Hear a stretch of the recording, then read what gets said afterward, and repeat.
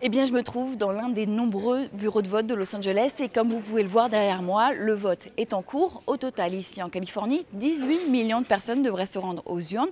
Il faut savoir que la Californie est l'État le plus peuplé des États-Unis et qui compte donc le plus de grands électeurs. 55 sont en jeu ici, mais il n'y a pas vraiment de suspense puisque la Californie a toujours voté démocrate depuis les années 90. En 2008, Barack Obama a largement remporté cet État avec 61% des voix. Barack Obama qui cette fois encore devrait pouvoir compter bien sur le soutien de la communauté hispanique dont le poids électoral est grandissant. Il devrait aussi pouvoir compter sur le soutien de l'industrie hollywoodienne et de la Silicon Valley. En fait, dans l'ouest des États-Unis, l'enjeu est concentré sur deux États clés, deux États encore indécis, le Colorado et le Nevada. Et si au niveau national, les résultats s'annoncent serrés, eh bien ces deux États pourraient bien faire basculer l'élection. Grosse ambiance dans cette salle du McCormick Place Convention Center.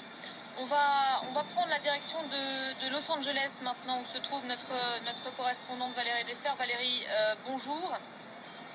Vous m'entendez, Valérie? La Californie est l'État le plus peuplé des États-Unis et donc le plus fourni en grands électeurs. On le suivait de près, 55 grands électeurs. Cet État qui a toujours voté démocrate depuis les années 90 et cette fois encore, pas de changement donc.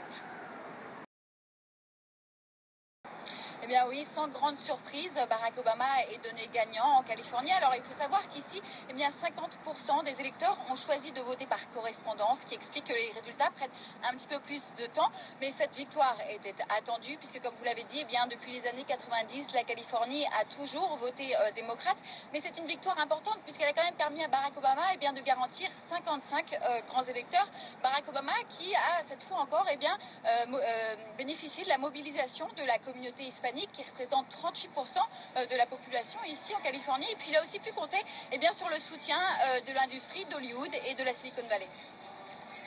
Barack Obama qui en 2008 avait effectivement séduit ce géant au sommet comme on le présente, le vote latino, en faisant des promesses notamment sur la réforme de l'immigration. Il reste fort à faire à ce sujet encore, Valérie. Oui, déjà, il faut bien se rendre compte que la communauté hispanique a été l'électorat clé de cette campagne. Les latinos sont 50 millions, ils représentent 17% de la population nationale et surtout leur nombre a augmenté de 40% en 10 ans. Ils sont devenus la première minorité du pays devant les Afro-Américains. Alors leur préoccupation principale pendant cette campagne a été bien sûr l'économie et l'emploi, mais surtout l'immigration. Et dans ce domaine-là, Barack Obama avait un sérieux avantage sur Mitt Romney puisqu'il a passé un décret très populaire qui a permis aux étudiants sans papier d'obtenir un permis de travail temporaire. Et puis surtout, il faut savoir que les hispaniques étaient très présents dans des États clés, des États décisifs, et que si la communauté hispanique ne s'était pas autant mobilisée, peut-être que Barack Obama n'aurait pas pu remporter des États comme le Nevada ou encore le Colorado. Merci beaucoup Valérie Gauthier.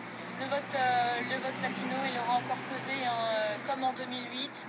Oui, mais peut-être qu'il a pesé de manière